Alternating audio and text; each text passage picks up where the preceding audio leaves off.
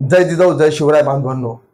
August 1657च्या Adilshahi Mughal तहानुसार Nizamshahi Konkan, कल्याण, भिवंडी, चोळचा प्रदेश, पुणे, सुपे, चाकण, इंदापूरचा भाग आदिलशाहने मोगलांना देऊन टाकला।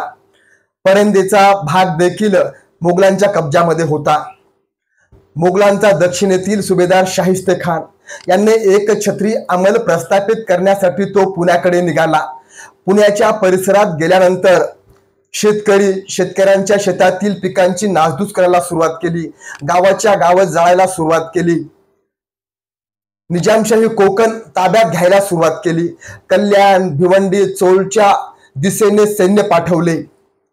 21 जून 1660 रोजी शाहिस्ते खान स्वतः पुण्यावरून हजारोची फौज घेऊन चाकणचा किल्ला ताब्यात घेण्यासाठी निघाला। चाकणच्या किल्ल्यास वेढा दिला। किल्ल्याच्या समोर दमदमे उभारले, तोफा वर उभारल्या आणि चाकणच्या किल्ल्याच्या भिंतीच्या दिशेने खंदक खोदायला सुरुवात केली।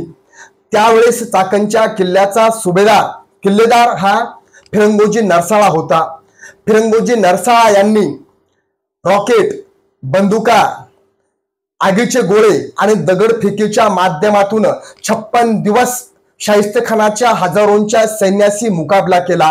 शेवटी फिरंगोजी नरसाळा यांना तह करावा लागला।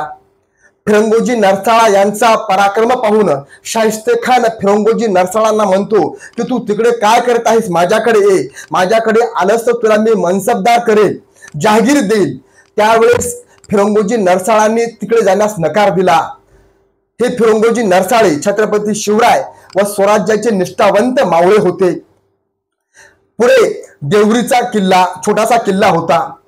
कावजी कुंडारकर त्या ठिकाणी कप्तान होता। त्यांनी शाहिस्ते खानाच्या फौजेस वापस पाठवून दिले होते। मराठ्यांनी उघड्या मैदानावर लढाई करण्याचे टाळले आणि शाहिस्ते खानाने देखील जे मजबूत कणखर किल्ले होते त्यास वेढा देण्याचं टाळलं। ज्या ज्या ठिकाणी शाहिस्ते खानाची फौज स्वराज्यावर चालून आली त्या ठिकाणी मावळ्यांनी त्यांना प्रतिकार करण्याचं काम केला आणि असं एकंदरीतच स्वराज्यातील सर्व मावळ्यांनी स्वराज्याचं रक्षण शाहिस्ते खानाच्या सैन्यापासून करण्याचा प्रयत्न केला।